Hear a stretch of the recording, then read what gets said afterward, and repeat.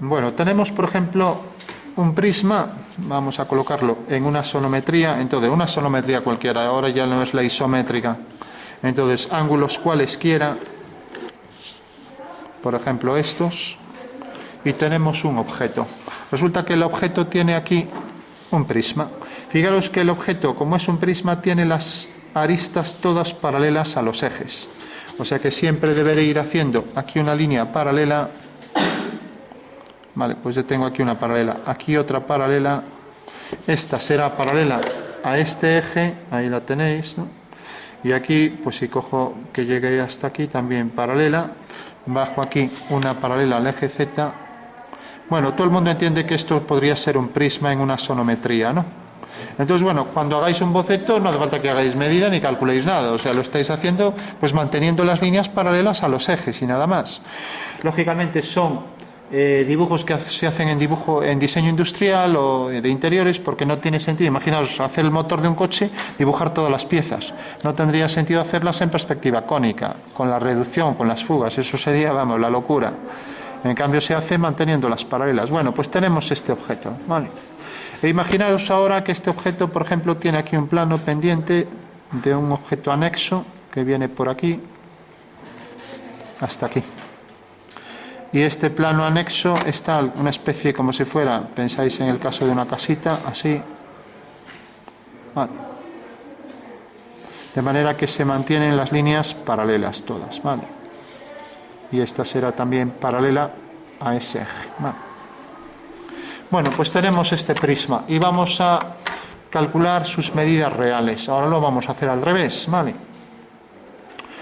Bueno, vamos a darle algo de sombras y de reflejos para entender el objeto en 3D. Entonces, ¿qué significaría hacer esas sombras y reflejos? Lo primero, quitamos todas las líneas que están por detrás, que nos pueden confundir un poco, ¿vale? Y queda restringido el dibujo nada más a las líneas del objeto, ¿vale? Bueno, todo el mundo le entiende la pieza, ¿no? Son dos prismas, uno tiene una cara inclinada y quitando el de la cara inclinada, el otro es un prisma recto, paralelepípedo, y este también, pero en el momento que pones una cara inclinada es como si lo hubiéramos cortado de forma oblicua, ¿vale? Bueno, si yo dijera este objeto es reflectante, un objeto metálico reflectante, lógicamente va a reflejar. Entonces, ¿qué va a reflejar? Esta medida será igual. La ventaja de la sonometría es que las medidas, siguiendo la dirección del eje, pues son iguales, ¿no? O sea que no habría que calcular, como en cónica, cuánto se reduce, ¿no? Y esto también, pues seguimos esta dirección, la reflexión de esto, imaginaros un espejo. Viene por aquí, la reflexión de este cuadrado será este, por ahí detrás, y la reflexión de este plano en pendiente pues será este, nos dejará ver ahí ese romboide, ¿vale? También con paralelas. Bueno, todo el mundo entiende que esto podría ser el reflejo de este objeto ahí, sí, todo el mundo lo ve. Fijaros que si ahora, imaginaros, pues dibujáis una casa, hay un espejo o una habitación reflectante, por lo que fuera, o una cocina, bueno, pues esto se refleja enfrente y esto se refleja también ahí enfrente con la misma medida, con lo cual ya no vemos el final, ¿vale? Bueno, en principio parece que están ya los reflejos hechos, ¿no? Esto enfrente, ¿no? Y parece que ya no habría más. Pero ahora, por ejemplo, vamos a hacer también las sombras, ¿no? Entonces, de repente este objeto proyecta su sombra. Imaginaros que la sombra de este objeto, de este punto, cae aquí. Bueno, pues todos los objetos, por ejemplo, aquí este segmento con una esfera, por el suelo sigue esta dirección y el rayo de luz sigue esta dirección, por lo tanto la sombra de ese objeto será este. ¿Lo entendéis, no? Vale. Entonces, si hago lo mismo con esta línea, pues la sombra de esa línea será una línea paralela, ¿vale? De acuerdo. Ahora bien, esto viene por aquí, esto continuaría hasta allá al fondo, siguiendo la misma dirección. Si quitamos el plano ZX o ZY, según nombremos, hacemos una paralela, la sombra llegaría hasta aquí. La sombra del prisma por detrás vendrá por aquí, la sombra de esta línea será una paralela con el mismo tamaño, siguiendo la dirección de este eje, y esta será la sombra del prisma. Pero ¿qué pasa? El prisma intercepta este otro prisma, ¿no? Entonces, como la sombra sale de este punto, necesariamente la sombra vendrá por aquí. Y por tanto, la sombra de una línea paralela a este plano dejará otro plano, otra línea aquí de sombra paralela, ¿vale? O sea que estamos combinando las sombras con la solometría, lo cual nos va a facilitar más realismo en el dibujo. Y ahora también, siguiendo la dirección, todos los triángulos son iguales. Quitamos esta línea que no existe y hacemos la dirección del rayo, que es esta, la sombra de este punto que hay aquí, la sombra de esta línea pues será una paralela. Ahora hacemos aquí otra vez este triángulo en este vértice y ahora tenemos este punto. Fijaros por último que esto no podemos hacer una paralela aquí porque esto tiene inclinación.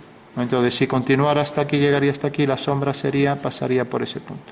Bueno, ya tenemos entonces esta línea que quedará algo inclinada. Bueno, y ahora le damos las sombras, ¿no? Vale. Fijaros que esto todo está en sombra, pero sin olvidar que ahí está reflejando esto. Y esto, como tiene sombra hasta la mitad, la sombra también se reflejará aquí enfrente, con la misma medida, siguiendo la dirección del eje, ¿no? Y con la misma longitud aquí, ¿vale? Siguiendo esta dirección, marco aquí la posición de la sombra, o sea que esta será la sombra. Tenemos entonces ya la sombra que proyecta sobre el suelo. Este punto que unimos con este es el simétrico de este en el espacio, es la sombra, y se refleja la sombra igual que se refleja el objeto, ¿vale? ¿Entendéis eso? Sí.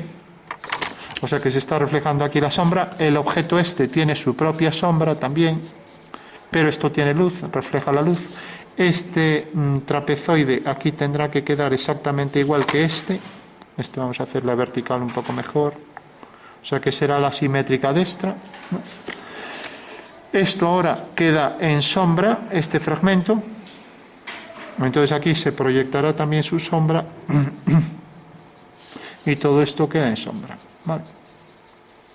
Bueno, pues una vez ya que sabemos que esta es la sombra propia del objeto, esta la sombra que arroja sobre el suelo, sobre el plano horizontal, esta la sombra propia autoarrojada sobre la pieza anexa, aquí en la cara inclinada, que es esta, y ahora tenemos esto reflejará su sombra a igual distancia y enfrente, ¿vale? Y vendrá hasta aquí, este punto tendrá su simétrico aquí, y ahora cortaría ahí en la intersección con este punto. O sea que la sombra reflejada esta quedará aquí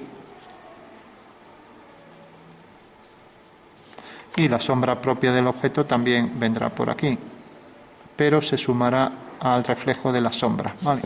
Bueno, en fin, que una pieza que parecía bastante elemental, pues al final no es tan facilona como parece, ¿no? Y aquí la sombra del objeto por detrás, que sería la sombra de todo este prisma, ¿no? Bueno, y ahora terminamos la parte técnica, que es hacer el cálculo de las sombras, y empezaríamos con la parte artística, que eso ya no es competencia de esta materia. Entonces ya habría que llamar al procede artístico, ¿no? Entonces, fijaros, tenemos la sombra propia, la sombra autoarrojada, quiero decir, la sombra propia aquí de esta cara. Bueno.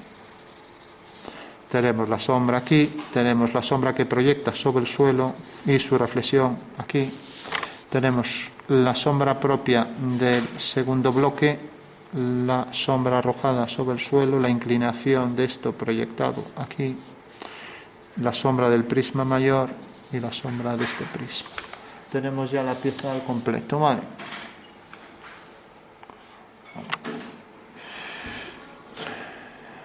Bueno, lógicamente esto está dentro de la sombra, pues también habría que oscurecerlo. Ahora ya el valor tonal, ya digo que no es una cuestión que estudie la geometría, ¿no?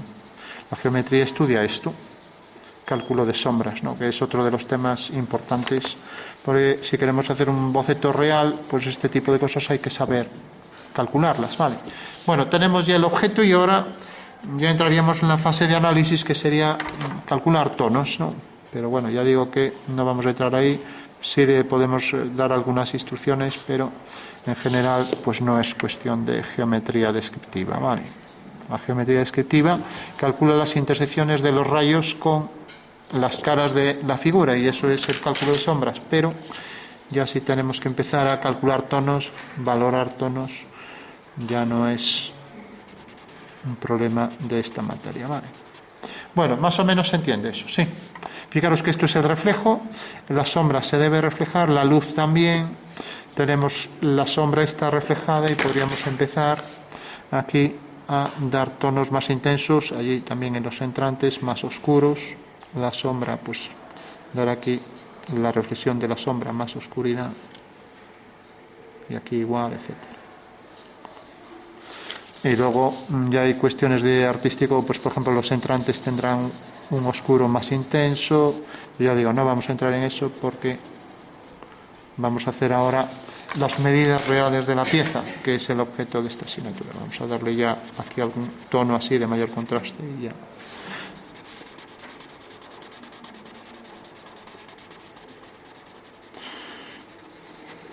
Bueno, ¿alguna duda sobre el cálculo de las sombras? Bueno, tenemos el objeto en axonometría, tenemos sus sombras, tenemos sus reflexiones propias y sombras propias y arrojadas y autoarrojadas. La línea de separación de luz y sombra se llama línea separatriz, será esta línea. Viene ahora por aquí, viene por aquí. Hay que decir que como el rayo incide más ortogonalmente en esta cara, en estas caras tendrían tonos medios. Pero ya digo que son cuestiones ya de realismo que no vamos a entrar, ¿vale? O sea, más luz aquí, tono medio y tono de oscuridad, ¿vale? Bueno, una vez ya que sabemos esto, vamos entonces a hacer el cálculo de las medidas reales de la pieza. Vamos a hacer esta línea con más contraste y esta también, siguiendo la dirección de este eje. Ojo que la pieza es reflectante y también esto se tendrá que reflejar ahí enfrente, ¿no? Eso quiere decir que este oscuro también se proyectará aquí un poco enfrente, ¿vale? No vamos a marcar mucho, todo por esto también será algo más oscuro, ¿no? Igual que esta se refleja enfrente, pues esta también, ¿vale? Y este oscuro también tendría que ir aquí, por eso esto lo puse más oscuro que esto, ¿vale? Bueno, aquí vamos a remarcar también el simétrico de este siguiendo la dirección del eje, vamos a llamar a este I'. Y ahora en más nitidez allí de donde sale la sombra, por ejemplo. Bueno, pues cálculo de medidas reales. ¿Cómo hacemos? Pues simplemente hacemos una perpendicular al eje Z.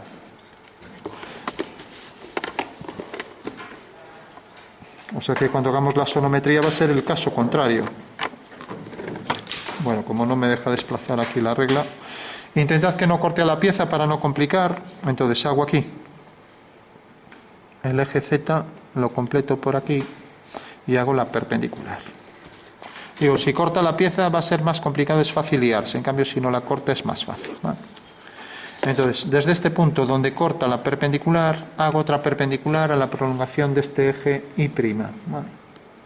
No sabemos qué ángulos forma, o sea que es una trimétrica, ¿no? Es una trimétrica porque realmente no calculé los ángulos, ¿no? Entonces esto corta allí detrás, aquí detrás.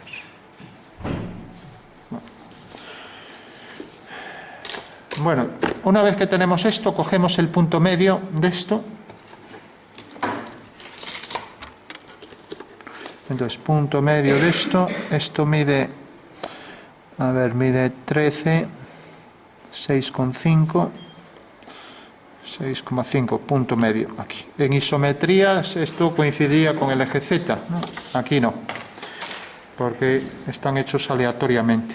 Entonces tenéis que hacer una circunferencia que pasará por esos dos puntos. Y la prolongación del eje corta realmente aquí. Eso quiere decir que el abatimiento de esa cara triangular será esta. Los que estudiaron dibujo técnico en bachiller estudiaron cálculo de sombras y reflejos. Nada. Bueno, pues eso para hacer objetos más reales pues es fundamental. Si vais a hacer un boceto de una habitación, pues las baldosas que refleje el suelo, que refleja las paredes, las ventanas, la luz que entra, calcular los recovecos con las sombras, etc. Bueno, tenemos esto, abatimos esto y lo mismo, abatimos de este lado. Como me quedó ahí fuera, no voy a calcular por una homotecia dónde quede este punto para no liar. Simplemente cojo el punto medio entre este y hago el arco. Entonces cojo aquí la medida del punto medio, siempre hago lo mismo. Esto es 16 y el punto medio está en el 8. Bueno, por tanto, esta medida igual que esta, hago un arco y ese arco corta aquí. Bueno, pues ya sé que viene desde este punto hasta este. Estos son los abatimientos de las caras de la pirámide, ¿vale? Y de este punto a este, ¿vale? Bueno, tenemos una cara de la pirámide abatida y la otra. Bueno, pues ya para terminar, lo único que hay que hacer es proyectar estos puntos y se acabó el ejercicio. Y ya tenemos ahí la verdadera medida de la pieza. Entonces, proyecto este punto, aquí.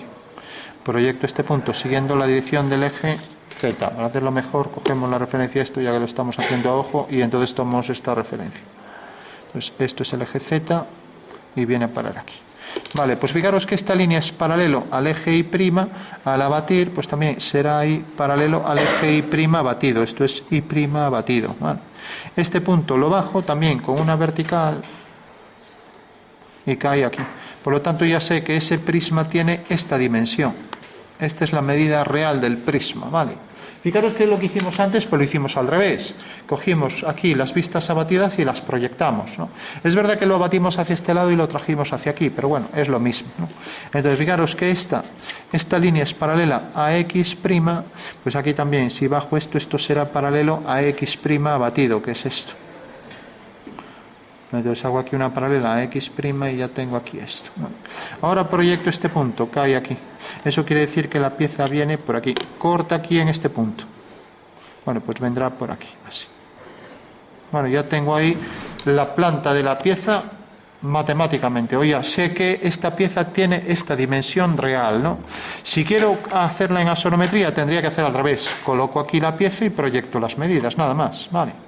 Ahora, las alturas de esto. Entonces, fijaros que esto está en la esquina aquí, bueno, se supone, sigo la dirección siempre de este eje, corta aquí. Y como esta línea es horizontal, aquí también será paralela a este eje. Entonces, hago una horizontal, esto viene hasta este punto, hago aquí la dirección de este eje y proyecto este punto. Bueno, pues ya sé que la dimensión real de este objeto, esta dimensión, este rectángulo es este, ¿no? Ahora, si proyecto este punto, siguiendo la dirección de Y', cae aquí. O sea, sigo la dirección por aquí. Si proyecto este punto, cae aquí. Eso quiere decir que hago aquí dos paralelas, esta a este eje y aquí esta a este eje, y esta es la medida real en el alzado. Ojo que está al revés, lo que decíamos antes. Si queremos que no salga al revés, hay que abatir hacia aquí y trasladar, o lo que es lo mismo, en este punto, hacer aquí, una vez que hacemos el abatimiento, unimos con este punto y este, hacer paralelas aquí. Pero esto está al revés, o sea que habría que coger el papel y darle la vuelta, con lo cual, por eso hacerlo al revés es más lioso. Entonces, como lo tenemos al revés, lo vamos a hacer también al derecho. Lo digo, en casi todos los libros lo trae al revés, ¿no? Ya depende de cada uno. Yo prefiero hacerlo al derecho las cosas, porque si las hacemos al revés, pues las cosas no se entienden tanto, ¿no? Entonces, ya que lo tenemos aquí, las dos vistas, vamos a verlas ahora como quedaría si no estuviera hecho al revés, ¿no? Vamos a remarcar aquí algunos contrastes. Bueno, todo el mundo entiende el tema de que, por ejemplo, la sombra del objeto vendrá por aquí, el punto tendrá aquí su simétrico, saldrá de aquí. Esta es la sombra que proyecta sobre el suelo. Todo el mundo tiene eso claro. Esta es la reflexión de este tejado. Esta medida será igual, esta será igual. Es verdad que este es un tema que lo han apartado bastante. Yo pienso que es fundamental. O sea, por esto es lo que me define en realidad cómo es el objeto y lo que me clarifica muchas cosas en geometría. Si no sé calcular unas sombras, pues no sé hacer un boceto preciso, ¿no?, de cómo va a ser algo, ¿no? O, por ejemplo, no sé darle un material a una mesa que es de cristal y que refleja un objeto encima. Bueno, si no sabes representar una reflexión en la mesa de cristal, pues no se va a percibir en un boceto que es de cristal, por poner un ejemplo, ¿vale? Bueno, tenemos el objeto. Vamos a hacer que no salga al revés, porque claro, esto, si recortamos este triángulo, y ahora lo vamos a ver, vamos incluso, para que se vea mejor, si hay un rotulador, a ver si este atraviesa el papel. La clave sería que atravesar el papel. Bueno, no lo atraviesa, pero ahí hay alguno que lo atraviesa. A ver si este.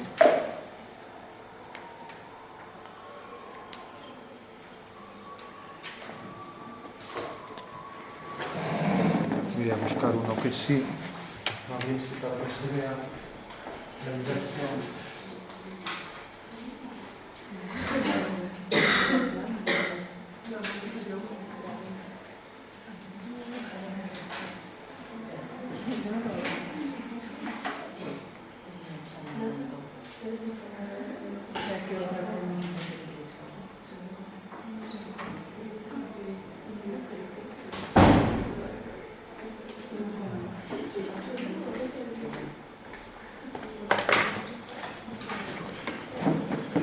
Fijaros para que no quede al revés. Ahí ya dije que al abatir algo sale la figura al revés, salen las verdaderas dimensiones, pero si os fijáis la vista esta está invertida, ¿no?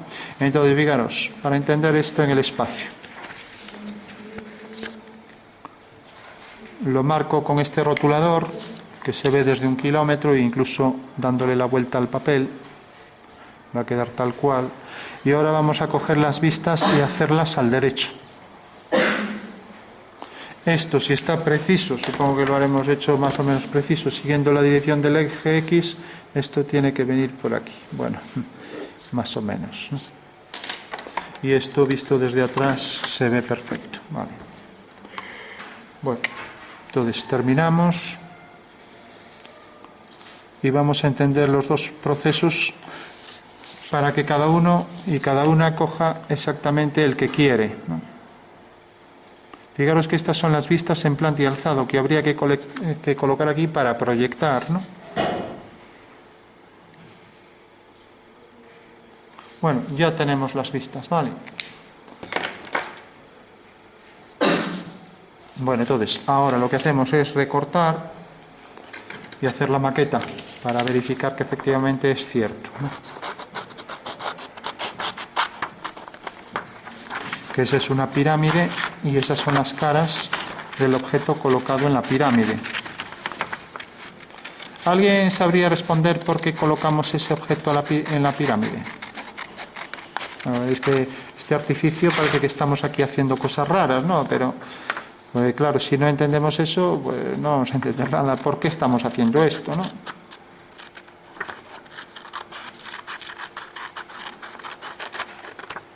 Pues claro, hay gente que dice, no, yo hago sonométrico todo a ojo, sin tener en cuenta medidas de nada. Bueno, pues sí, pues tampoco hagas nada calculando, no hagas la elipse, hazla a ojo también, una elipse a ojo, hazla así, ya está. Claro, si lo hacemos todo así no tenemos problema, siempre sale, ¿no?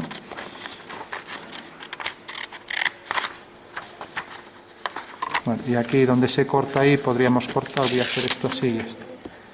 Bueno, fijaros. Si yo doblo esto así, aquí tenemos la pirámide. Y ahora vamos a explicar eso, que sería la clave. ¿Os fijáis que la sonometría de esa cara es exactamente ahí, en vuestra perspectiva, sería algo así? Algo así, fijaros. A ver, claro, es que son dos cámaras distintas. Fijaros, lo que tenemos aquí detrás, que es este rectángulo, claro, este queda más hacia aquí.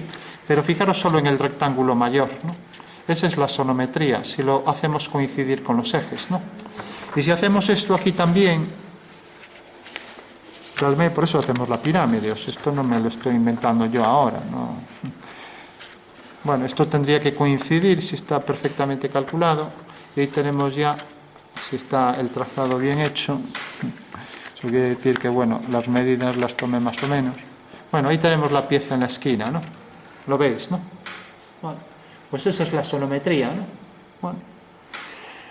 ¿Qué pasa? Que en realidad este rectángulo corresponde a este rectángulo corresponde a el mayor corresponde al de atrás, ¿no? Pero esa es la sonometría, ¿no? Entonces tengo la opción de hacerlo así y que me queden las vistas al revés, o tengo la opción que me gusta más, porque si bien es más lioso también a la hora de proyectar los puntos no hay equivocación nunca. Aquí como sale todo al revés sí que la hay. Entonces, en vez de abatir hacia aquí, pues lo que hago es abatir hacia adentro, así, y este punto lo uno con ese y con este y sé la dirección de los ejes. Y entonces, una vez que sé la dirección de los ejes, aquí en la intersección lo coloco así. Ahora está al derecho, ¿lo veis? O sea, si hago el abatimiento y traslación, queda al derecho, lo mismo aquí. O sea, si hago ahora aquí el mismo procedimiento,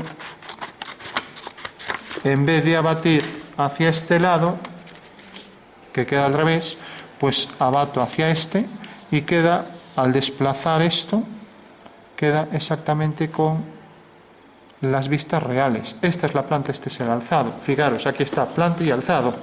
Vale, lo veis, ¿no? Planta y alzado. Entonces, ¿cómo puedo hacer para que me queden al derecho? Pues hacer el abatimiento hacia aquí y trasladar donde corte aquí. Entonces coloco aquí la vista. Ojo que aquí ya no hay ángulos de 45 porque estamos en trimetría, ¿vale? En la sonometría isométrica sí, pero aquí no. ¿Por qué? Porque al abatir este plano, si os fijáis, pues me quedan estas dos direcciones. Entonces esas dos direcciones, vengo por aquí, son las que debo colocar en el punto de intersección donde corta este eje aquí, ahí es donde lo debo colocar. Este ángulo ya no es de 45, en trimetría, ¿vale?